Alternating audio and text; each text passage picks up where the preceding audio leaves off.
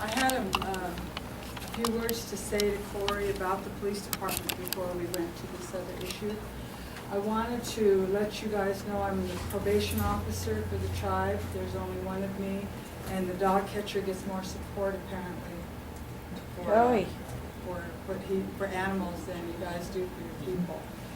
However, I wanted to let Corey know that, and all of you know, that we do have good police officers. They're not all in one size fits all. We do have some really professional and caring police officers. I work with them, and I have to have them as my backup. And so, and their police reports are what hold up in court. So I want you to know that though we might have a few bad apples in there like we do in other programs, we do have some really good officers that go the distance, that come to your house, are very personable, that won't threaten you or intimidate you, will help us pick up our Leaning Tree family without judging that person. So I wanted you all to know that too. Yes. Thank you. And maybe you guys can give a pitch for the probation department to get a little respect from your people. Harry? Hi, my name is Harry Cassette, Omak District, Okanagan Indian Band. And I, too, myself heard about Benny through the Indian Telegraph system.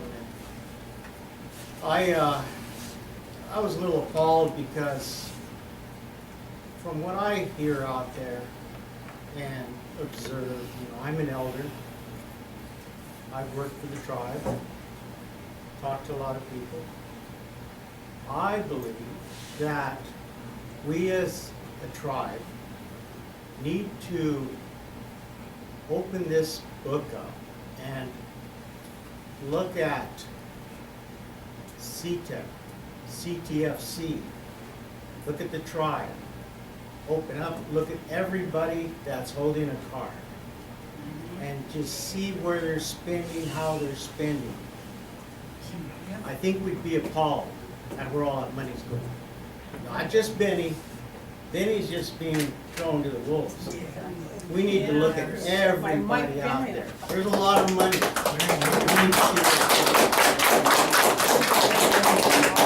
Innocent shall prove guilty.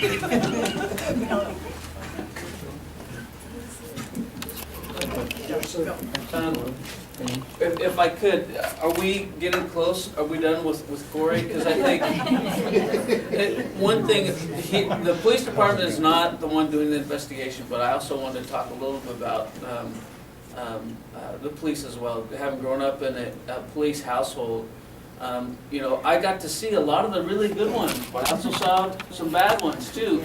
The police represent us, they are us. And we have really super high expectations. They're supposed to be. We were just at a memorial kind of a celebration. It's up on Ironwood. They install these basalt columns for fallen officers, and for me, those basalt columns really represented, really in my heart, what the police force means to us as people. They're our rock, they're our protection, we want them to be that solid for us, but they are us, and they're not perfect, but I think, I am really thankful for everything that they do. Every day they go out there, they put their lives on the line for us in those situations, and along the way, if we can help them become better by teaching them, cultural things, how they need to interact, we need to do that and help them. And last year I was asked to go back to, I did a cultural thing for the state patrol. They brought a whole bunch of officers together and went through a lot of different things, about eagle feathers and smudge and different things that any person might have in their car. And they wanted to do it again, but I was really swamped last year. So, but I think it's worth always going through that again and trying to bring that back around. So I want to thank you guys for everything you've done and do for us.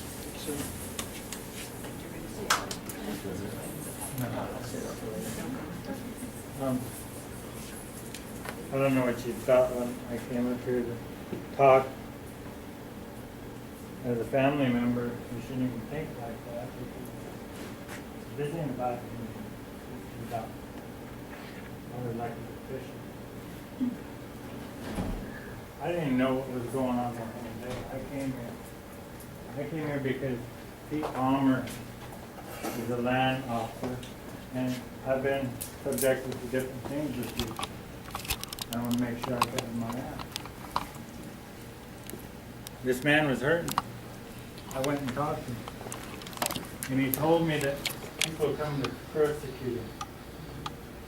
And I said, okay, then go stand before them and be persecuted if you're going to be persecuted. Be the man that stands up and looks you in the eye without the fear. Because I don't need the lie. I've got a whole life at home that is a lie. I got, my little guy is so in love with my woman. She don't want me to love him as much as her. That bothers me. But I love this man because he's my baby too. His baby. His baby. Even if they don't feel it now, I still do. Because I walked the miles in his shoes when his son passed away. I was there to cheer with him. And I'm going to be here to cheer with him now. Whatever is going on, happens, I'll be there with him. I'm not saying I'm going to be there to carry the load. I'm going to be there to help him. Just as we sit there and talk about the depression, suicide. Well, I'm one of them. I don't call you guys, I don't call anybody. I thought I could handle it. But I'm here for him. Just to say, Benny, I'm your best friend. If you made a mistake, then stand up and admit it to you. And that's what I did. I've got nothing to hide, so go ahead. I'm gonna make a citizen's arrest. Mike Finley for impersonating a native person. I can tell you I didn't vote for Mike Finley, but I can only vote in our district. He's impersonating a Caldwell tribal member and he's not even. He's the vice What I wanted president to of the bring up, Chi. you Isn't know, that great? This has to do with your ethics committee. Yes. Your ethics committee should never be a council person. We all know that. Because the good old buddy system could say he's good, he's not guilty, right?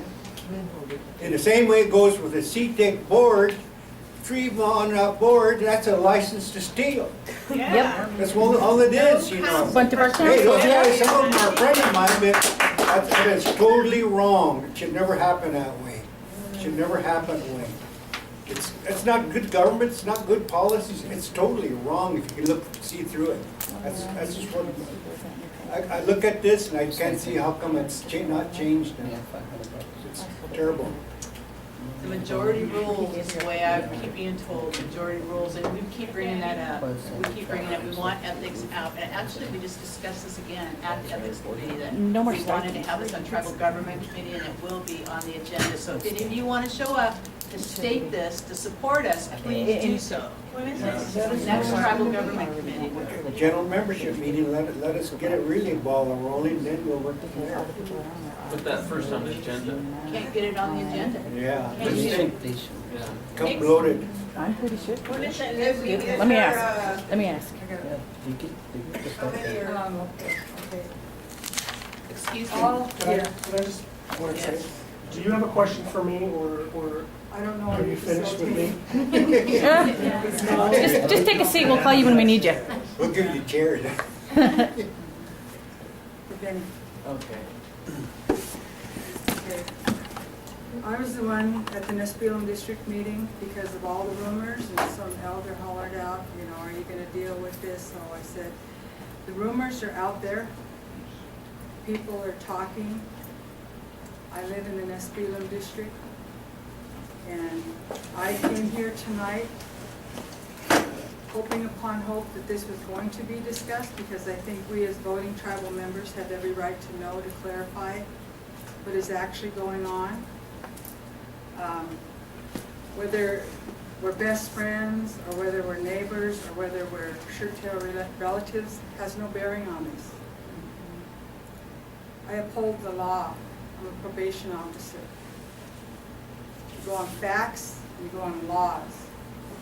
And our council are sworn to take an oath of office, to uphold the laws of our land, to represent our best interests.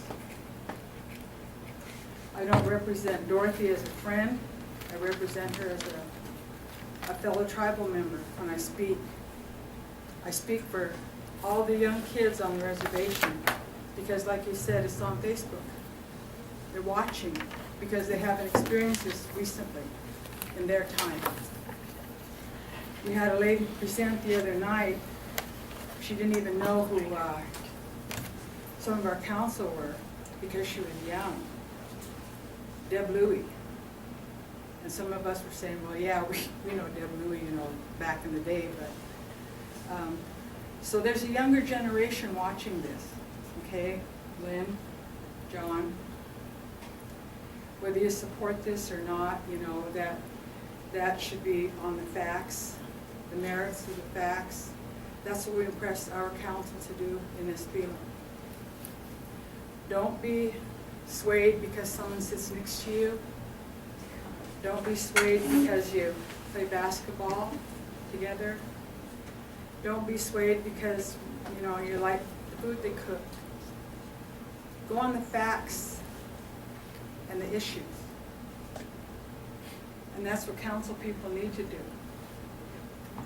Base everything on the facts and issues, and like you said, your side hasn't been heard, and that's going to come. And whatever came forward, you know, is going to be presented. But, you know, I'm glad you're standing here, you know, facing your public, because that's what you need to do. They voted for you, some of these people did.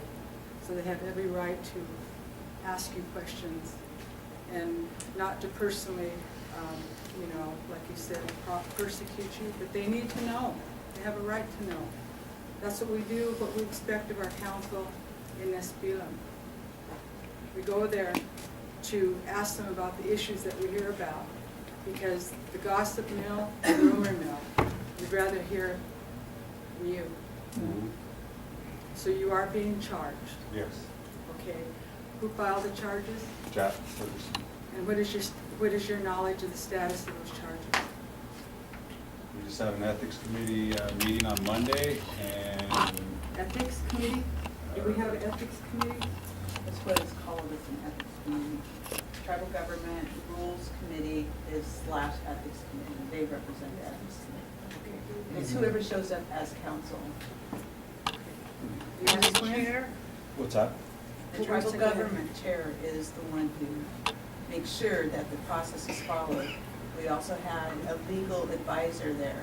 Unlike what we've done maybe in the past, every ethics committee, every charge has been brought before maybe a different council, and different council will respond differently to different ways.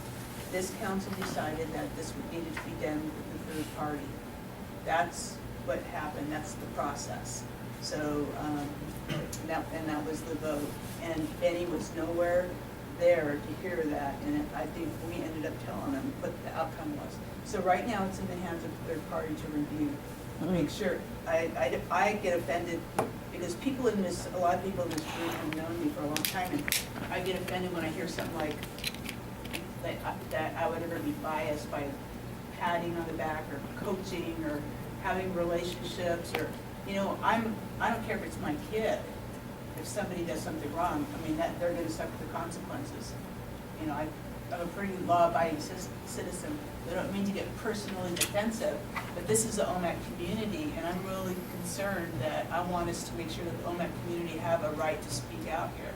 You know, I've seen the rumors. I thought you said district-itis earlier. I did, but I've seen the rumors. You're practicing district-itis, young Rumors? lady. Rumors that have been Did you presented. hear that? No, Did you hear it I'm not. earlier? Right now, Rumors, this is your leader. Rumors, I do not listen to rumors, you said facts. We follow the facts. Our tribal government chair, who is Sunita I'm Brooks, asking followed the Benny, you're process. getting yourself worked up, Lynn. I'm trying to share Just with my clarify. community that we followed the rule committee, the procedures, and we looked at the facts. And now those facts will be reviewed by an independent person.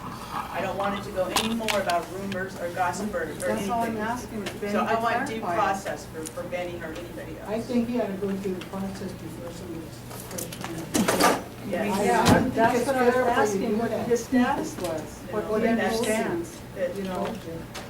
Omak has said that they wanted to let him be the one to speak. Yeah, well, that's what I was asking to, you took the floor. But Corey, you get tired standing there. Yeah, I think Corey's- We might get Corey. I'm Corey's I'm good. gonna pull my elders right here. I was in line to speak, before somebody else's. I have been retired, I retired from council on my own accord. And I've been pretty much a stay-at-home. Come to town maybe once, twice a week. I happened to go to Nispelem last Friday and picked up a friend to go to lunch down in Grand Coulee. The first thing I heard was that there's 4 different council that had abused their credit card privileges. So, as soon as I got back from lunch, I went right over to council. Not one council was in. So I talked to Francis. And Francis said the executive committee had handled it. I asked secretaries, and naturally they couldn't answer anything if there'd been any vote on anything. But Francis told me that the executive committee had handled whatever it was, and he couldn't tell me anymore. So misinformation is just as bad as gossip. I think that's what most everybody wants is lay the facts out there and let us figure it out. Yeah, I called other people. Anybody know anything? If I can't get my counsel, I'm gonna call whoever. I do happen to know that when I was on council, I helped to do an orientation book. And I hope that that is used because part of it, this is just one part of it, has to do with training the new council on the proper procedures for credit card use, for travel, for per diem, for all the things that you need to know. And I know that every council has to go through that, even if it's with a secretary. You go through the rundown of everything. And if anyone has misused their credit cards, boy, I'm gonna be a hound right on your backside because you're misusing tribal monies. And at the time that I was on council, it was $2,000 on that credit card limit. And I hope that's being abided by and hasn't been wiped off. And I don't do Facebook. No way.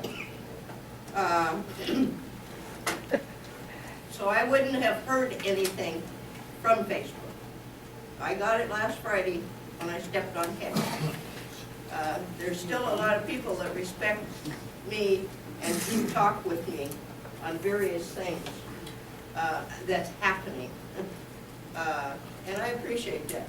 But I always try to check out the facts. So, I definitely would love it if that ethics was taken out of council. It has no business there.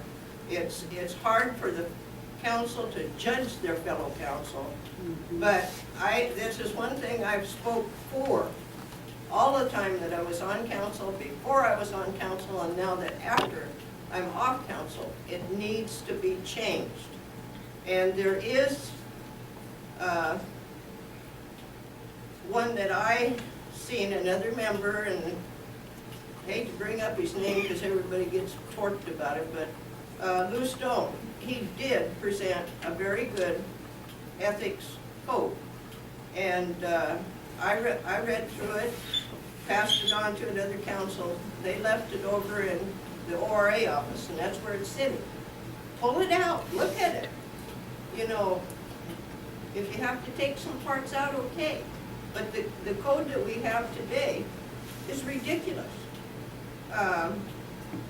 It's not black and white, and you can walk through it any place, any paragraph.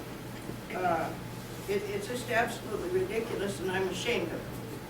But if our leaders, and when I was a leader, I expected it too, but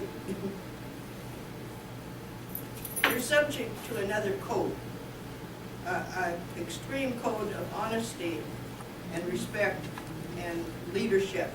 It requires a lot from you, but look at the people that you are representing. You have to care about them, and anything you take from all of us. My 2 cents, but I would love to be at that meeting, and would if I possibly can. But I've asked that even your agenda for this be sent to me at my email, and it was not. I missed. You don't get the I don't seem to broadcast? get them. Tribal government is the second Thursday in December, second Thursday, so please put that on your agenda, the second Thursday for tribal government. What time is that? I don't know, it's usually, it starts at 9, but it'll be broadcast. Corey, I think we need to know, yes, yes, thank you. Give me a ride, courtesy ride.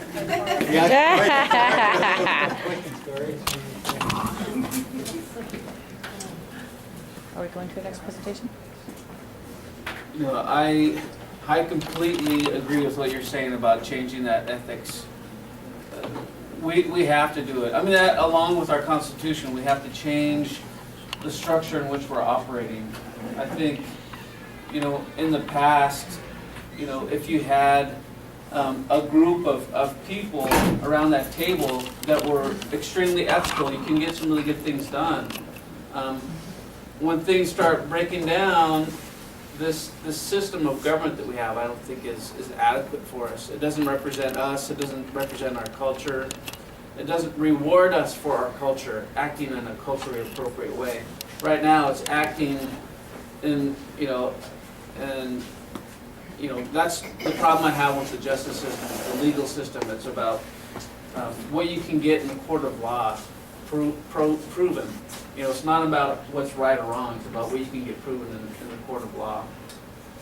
And that's what's wrong with our government system. It's not based on who we are, it's based on a model given to us by the BIA and told us that, you know, we had to use this kind of government to receive those funds. I just wanted to add that in there because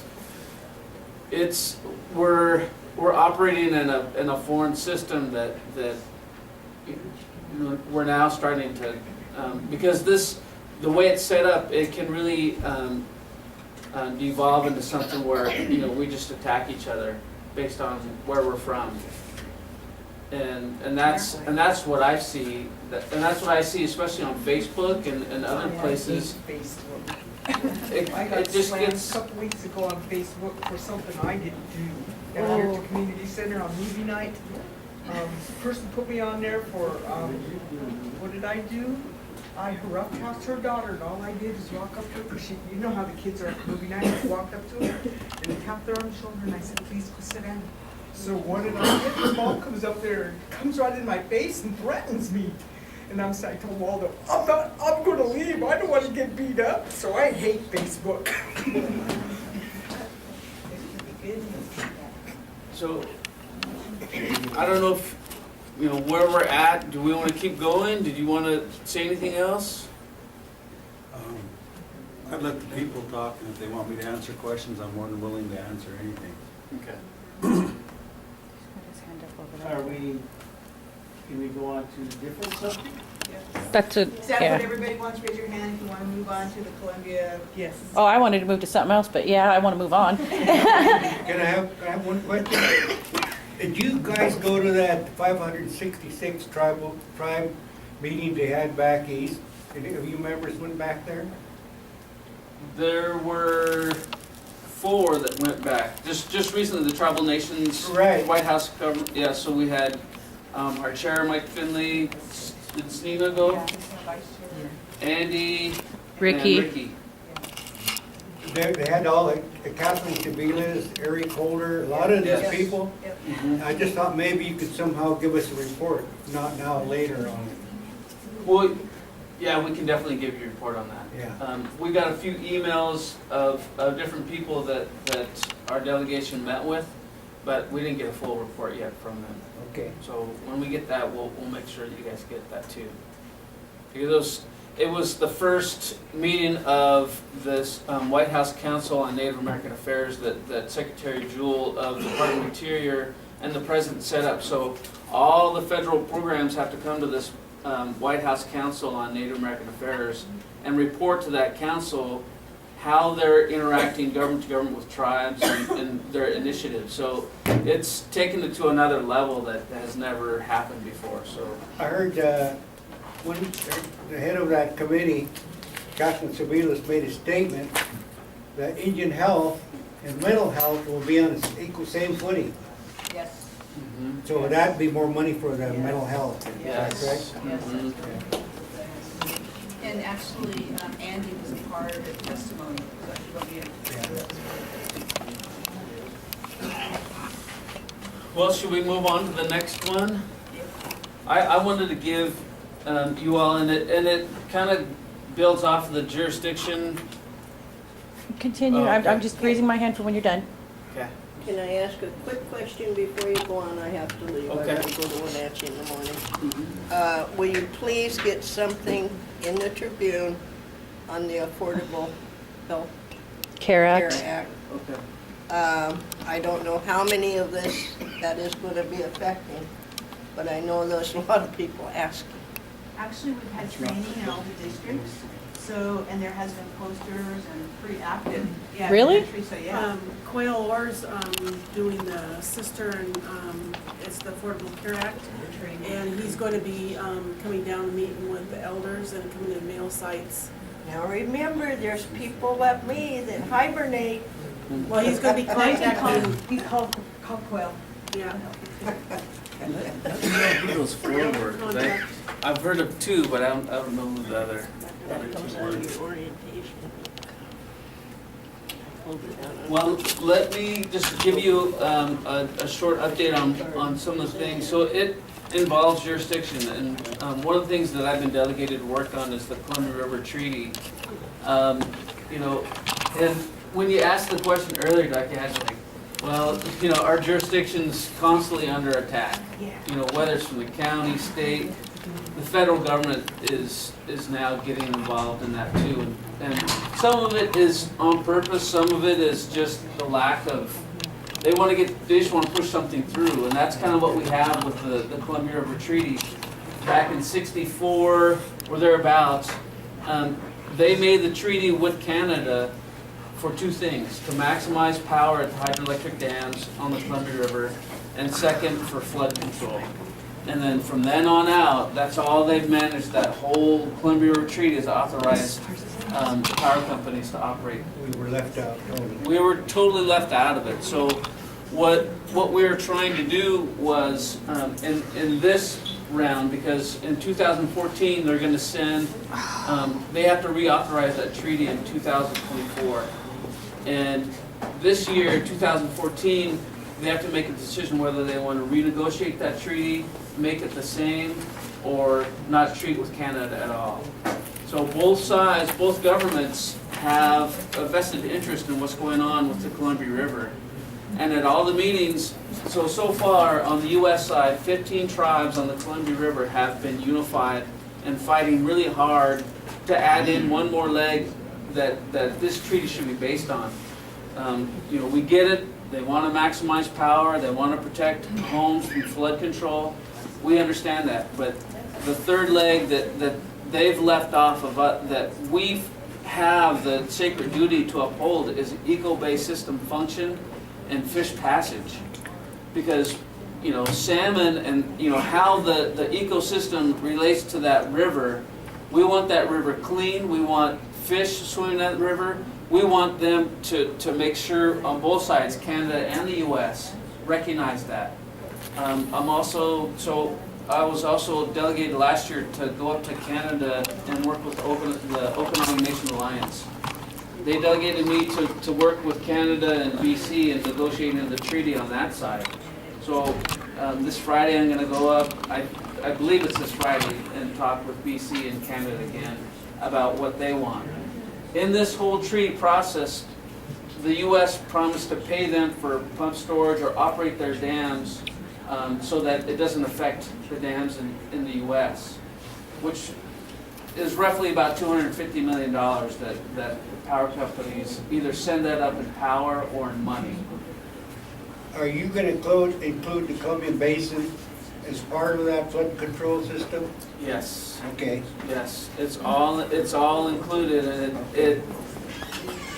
there's a lot of groups are coming together. This first round is called the Sovereign Review Team. So a representative from each of the states, all the federal agencies, Department of Interior, tribes, BPA and Army Corps are representing the U.S. entity, and it has been pretty hard. But we've moved them to the point where they are considering adding that language in, and we've had to fight them for 3 years now. And so this last meeting we had last week was one of the last meetings before they submit their document, December 14th, to the State Department, and how the State Department is going to look at the regional issues when they meet with Canada. So we want to hit them pretty hard, like, you know, you have to have tribes and tribal interest in this. We were left out of the first one. We're not going to be left out of this one. And, you know, there's all kinds of, you know, divide and conquer tactics that happen along the way. The power companies came to us at the last minute and said, we really want to meet with tribes. Can we set up a meeting with you guys? Because we want to talk about some of these things. So as in the recent history, we had to sue BPA and all the utilities for the killing of the salmon. They're not doing anything to regulate that, and that's where the fish accords came in. BPA had to give hundreds of millions of dollars to you know, uphold salmon habitat.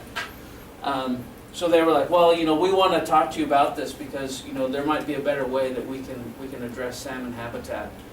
And they would throw that out there. They would, well, we can't meet this week, and then they would try to set up another meeting. And it was really confusing because this went on for about 6 or 7 months where they wanted to meet with us, but they didn't. Once we finally had that meeting, it was the night before this last meeting we had with the U.S. entity. They were really thankful. They were like, wow, you know, we've learned a lot, because we explained to them what we meant about fish passage, what we meant about eco-based system function, and how we all need to work together to clean up that river and to make it, you know, function better. Water flows, water quality, water quantity. And in that place, we also reserved, you know, with this document, tribal rights, if they're not adjudicated yet, which ours aren't adjudicated yet, this does not address our water rights at all. So that part is. What about the Odessa project? Where do we stand in that? I know we made a commitment to the Odessa project on our water right quantum or water quantum. Yes, let me write that down. Let me get to that, and then I'll get to that after I finish this. So the very next day we also had a meeting then with BPA and the Army Corps, going over some of those issues going forward, because it's getting to crunch time. They want to finalize this recommendation document to the State Department in D.C. And BPA tells us that they talked to the power companies that morning, and you know, they objected to all the language, basically refuting everything that we met on the night before with power companies. So there was another trying to divide us up and get us sideways, but from the beginning of that meeting to the end, we moved them back to recognizing eco-based system function. We're supposed to be getting a document, the final language, so we were moving them off of several points within that document where they would mention eco-based system function as long as it doesn't hurt our profits. And we're like, no, this has to be part of the entire equation, not subject to profits. It has to be part of the entire equation, and then you'll make profits. So we had to battle them back and forth about. Is it going to be perpetual? It's, I don't know how long it's going to be, and that will be in 2024. That'll be the final. How long are we going to make this? And that was another point that we brought up. The last treaty lasted for 50 years. And in the last 10, 15 years, we've seen dramatic effects of climate change. And they've had to radically raise and lower the levels of the reservoirs behind each of these dams based on climate change. And we said climate change has to be included into this new version of this treaty. Otherwise, you're just making a treaty based on, things you're just going to operate differently anyway. Add that in there so that you can, properly understand and manage this river the right way. So it's been a real challenge and a real struggle, but I think we're successful in getting that eco-based system function securely in there. We're waiting for the final document, and it got pretty heated toward the end because the Army Corps General, General Kim was, he had had enough, I guess. And, he left the meeting early and said, well, whatever happens, we're submitting that document December 14th, and he's like, I got another meeting, I got to go. And a lot of the tribal leaders around that table were really upset, and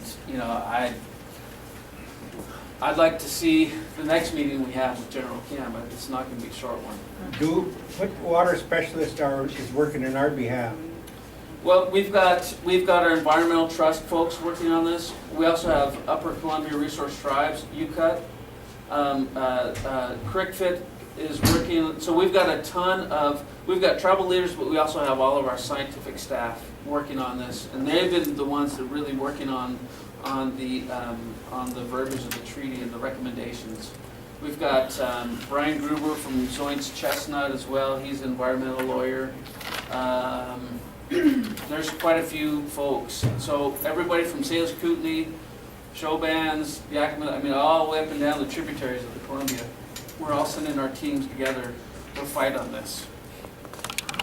John, is there a way we can get a look at this document and how many pages it is? And granted, I'm not a biologist, but I do have some, growing up here, we know our environment.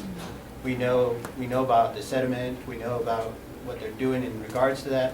And then again, as a businessman, this issue about profits, well, there's a certain thing of lack of participation by EPA over many years. We did a settlement, and we still have never really truly been the true partners that is stated in all these other documents. So is there a way that individuals who are interested in this document actually get a copy of it? And who is this General Kim it sounds like he's a little bit on our adversary, and why should that be? We should be a partner with it. Well, starting from your last point, that's very true, because along the way with a lot of our conversations, that's the first thing that comes out. Are you our trustee? Number one, are you our trustee? And we're part of the Department of Interior. I'm like, tribes have a federal relationship, fiduciary. We have a fiduciary relationship to us. We always have to remind them of that. And BPA, whether it's a government corporation, it still has that obligation to us. It's frustrating because I think they want to get this pushed through without any changes, so they don't have to do any work.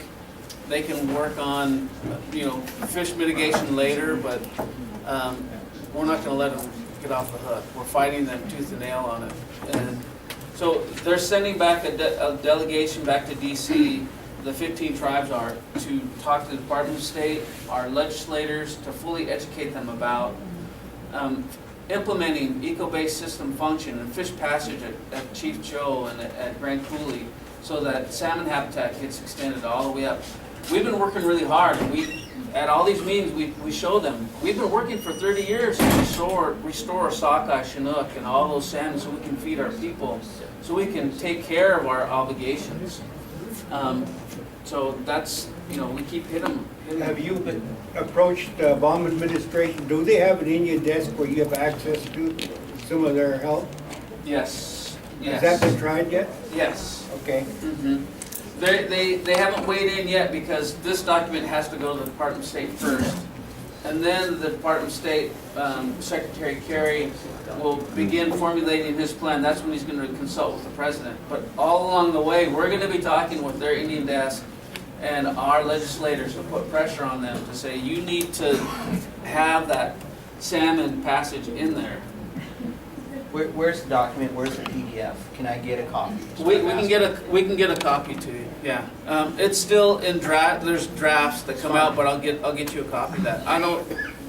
Yeah, it's going to be public information on December 14th. So it's a culmination of all those comments coming together. That's what they're of this region, and power companies have a huge influence on that from BPA, and we're trying to fight back saying, hey, power companies, ratepayers, sure, they have their input into this, but tribes are governments that you have a relationship and responsibility to. So that's what we keep fighting for.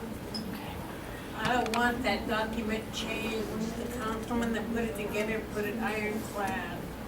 And that way, if you change anything in that document, that 181D money, that'll give a way for our councilman to change it so they'll get the money, or half the money, or some of the money, or any of the money. So I don't want that document changed. Have you read the document? I haven't seen it myself. With that document we have at Bonneville, that document, that's the one you're talking about. No, I just want to know what's going on in regards to this, what are they negotiating, for sure? What are they truly negotiating? What are our If you expectations? change one word in that document, that'll give a councilman a way into that money. Don't change anything. I think we're talking about Put it two. together, he put ironclad. I think we're talking about two different documents. Larry's referring to the Columbia River Treaty. That's something that the U.S. and Canada they're negotiating right now. And we're trying to make sure that the tribal voice is heard in that process. He's not talking about the Grand Coulee Dam settlement. He's not talking about that. No. No, I want to know what they're doing with this water, and our rights. Not necessarily about our dollars. I want to know what they're doing with their rights. We sold them. Oh, yeah. Well, we didn't sell them, they were taken. And I'm tired of the taking. Mm-hmm. And I don't want to make this sound like the U.S. is any better, because they're not. But on the Canadian side, if I can give you just an update on the Canadian side, we're fighting just to get to sit at a table with Canada and BC. They sent a letter to Okanagan Nation Alliance stating that this was their letter of consultation and they had no further duty to consult with them. And it's really bad in Canada. So we have to use any and all means up there to disrupt and get our voices heard. So we're on a separation on the same issue with Canada, is that what you're saying, because of our water? Because it flows from there to down here, is that what the issue is? Well, the salmon in the water doesn't know this boundary. It's all artificial set up by U.S. and Canada. But it still flows from down there. Is that how they're seeing it? Is we're taking their water and profiting? Is that what?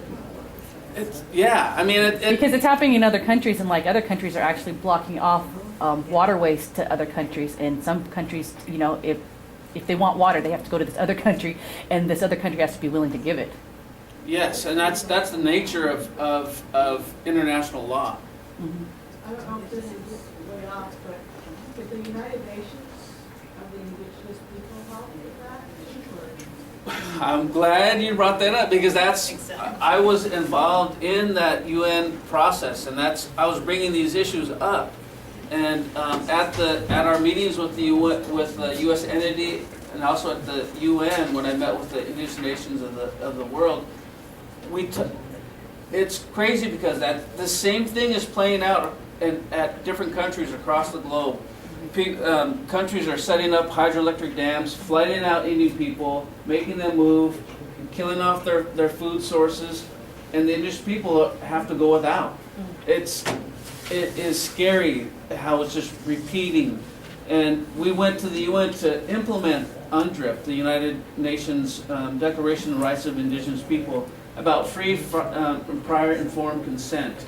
Before any corporation or government takes an act against an indigenous nation, they have to provide that free prior and informed consent. And that's what we were fighting, our own Department of State, our own U.S. entity, you need to inform us what you're wanting to do. You have to get our consent before this happens. The first time you didn't. This time around, we're going to be included in that. So that's the fight that we're up against. And, the U.S., it's funny because they had a huge part in drafting of the UNDRIP language. And they're one of the last ones to sign on to it. Because they don't want to be held accountable for those things, those illegal takings when they want. Are you negotiating for the piece of the power block too? Is that part of it? No, it's not. Could it be considered? It could be. It could be, and that's. You look at Grand Coulee now.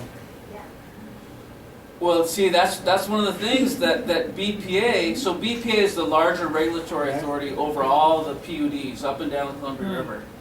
And when they heard that we met with the power companies the night before, we started talking a little bit about, how much power, do tribes need? And BPA they're scared of that, of us talking directly with the power companies, the PUDs, because they lose a little bit of their authority, of their power. So it's crazy. And it goes back to jurisdiction too, because those dams are a lot of these dams are on Indian land. All that irrigation goes off. We sit there at hit the table, I'm like, so you guys so the power companies, their point is they want lower power rates because they're paying Canada too much for how they operate their dams and pump storage. We're paying Canada that. If we didn't have to pay that, we'd have lower rates. And, after that meeting, I'm like, so the area that has the lowest power rates in the country wants even lower rates. Like, that doesn't, you're subsidized, to the hilt, and now you even want lower rates. And they were, and I don't want to, demean, struggles that their communities have, but without Grand Coulee Dam and the irrigation that we as a country has subsidized, those artificial communities, it would still be a high desert country where our traditional foods would still be growing. There would be no towns down there. So, they would say, they have 12% unemployment and, they're just struggling. And when it was our turn to speak, I said, I can't speak for every tribal leader here, but we would love to have 12% unemployment. We've never seen 12% unemployment. We'd love to have cheap power rates. We pay 3 times the rate for power on the other side of the river. We'd love to have irrigation that we've subsidized to create economies. We don't have that here. And yet again, you want to ask us to give up some more in this treaty process? It ain't happening, And they don't have much to say after we get done, hitting them over the head with those things. But we're not going to stop at this regional level. We're going to go to the president, like you were saying, and to the Department of Interior and Department of State coming up. So after this document gets pushed up to DC level, we're going to hit them really hard and say, this document, they said they were going to change some of these things.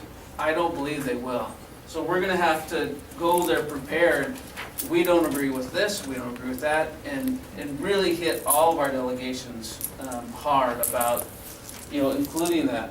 And utilizing UNDRIP, they're not going to like it, but we're going to have to. Free, prior, informed consent.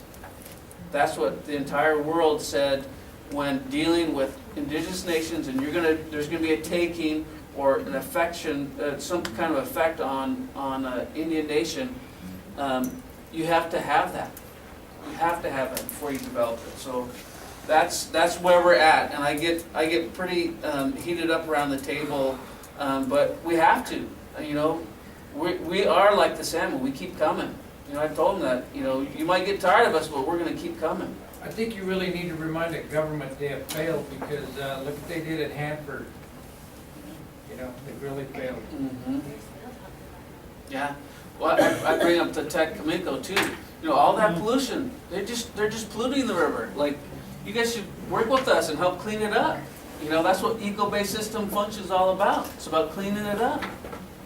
Let's get healthy, because it's not just 80 kids and 80 people that are going to get hurt from this soil, this dirty water, this radioactive water. It's your kids too. You know, so I get pretty heated up about it. But I want to talk about that Odessa project.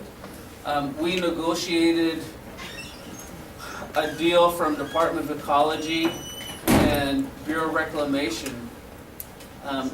We had economists, we had our environmental trust, we had a number of people working on that. And I believe it was about 77,000 square, I'll have to get the exact numbers, but it was about 77,000 square feet of water that would be affected going through that area. And we had both scientists working on it, both sides. And we were really worried that it was going to lower our Grand Coulee Dam payment, because if more water's going that way, south, to fulfill those Odessa aquifers, that, you know, we're going to lose on that. We're going to lose on the water, number one, and then we're going to lose on power generation. And then we got to pay 25% of that pumping cost up to the irrigation? No, I don't think so, you know. And, you know, we went round and round with them on that too. I think over 77,000 square feet, how much power that would generate. We put that out on a net present value over 100 years. And it's, I believe it was like 4.1 million. And that was going to be finalized when they passed the state budget.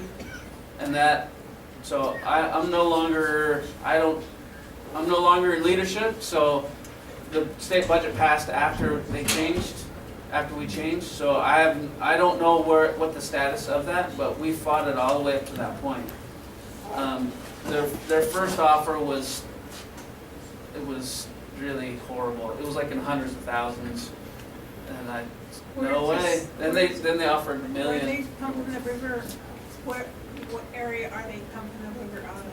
Right before the Lake Roosevelt Reservoir, right up into the irrigation. Oh, they're taking out Banks Lake then? Mm-hmm. Yeah. Oh, I see. I thought they were going around Lincoln or something, gonna build something there. There's something different going on in Lincoln. That's Spokane Tribe has to deal with that, and that's worse, man. We were sharing war stories with them. That's bad news down there. I mean, that's. Okay. John, you said something just a little bit ago. I don't know if I heard it right, but sound confusing. Did you say 25% of pumping services we paid? You mean we, the tribe? We, the tribe. Where does that come out in money? It comes out of the revenues generated from Grand Coulee Dam, and our percentage, 25% of the pumping cost for irrigation goes to them. So what does that come out in dollars? Billions of dollars? I don't know what the exact number is, but, and this is, I have to be honest with you, I just found about this too. We were paying 100% of that for quite a few years. We were paying that pumping cost. They were taking it out of our share. That's a big lawsuit. Do they owe you now? Do they owe us? So, in some of the last payments, that was part of the negotiation. We were going to take them to court and sue them again. And going back and forth, and they finally settled it. They pay 75% of the pumping costs, and we pay 25%. There's also power that's generated in that irrigation system. So there's power that gets added to Grand Coulee that is part of that grand total. So it's not a total loss. I mean, we probably get back maybe 20% of that cost, so. But it was frustrating to find out that we were paying for it. They were just like deducting it off. That's when we hired an accounting firm from DC as well. So we had like we had 3 eyes working on it. So we had our tribe accounting staff working on it. We had another accounting firm, and we had a third one. Analyzing their books, man, they, like, really, that just ticks me off right now thinking about it. Like, you're charging us for irrigation that we aren't even using. Really? So, They're still doing it. Apparently, if they're doing, if it still costs us 20% to pump out, if they're still charging us 20%. but you know, going 25. forward, there's going to be a need for pump storage, and that's something that when I was working in renewable energy, finding pump storage on the reservation might be advantageous for us, and we could get one of these power companies to build it, and we would own it because they need water. By giving the power companies back to BPA, all of them back to power, you're letting them regulate their power again. You know, I'm losing respect to that because I live by a creek and BPA says, we don't want it by a creek. We want to move out. So, the trade, is it worth it? My estimation, I don't think it's worth it, but you know, right now, we just have to be strategic in how we negotiate and get what we want. I mean, there's a lot of ideas out there that we can push. I'm thinking about Indians, and I'm thinking about us in general. Yeah. Okay, that's where we comes in. Yeah, we want the water to flow, but do we say, because he gives me money, that's gonna flow this direction? No, that's not how, that's not, you as a leader shouldn't do that, and none of us should do it. If we wanna swim in the water, we should go to the water, right? Not trade it off. Yeah, well, I'm trying to understand what you're saying, because I think what we're fighting for is to clean up that river completely, so that when we go to the water, we're not concerned that we're going to get sick, or that our kids are going to get sick. That's what we're fighting for.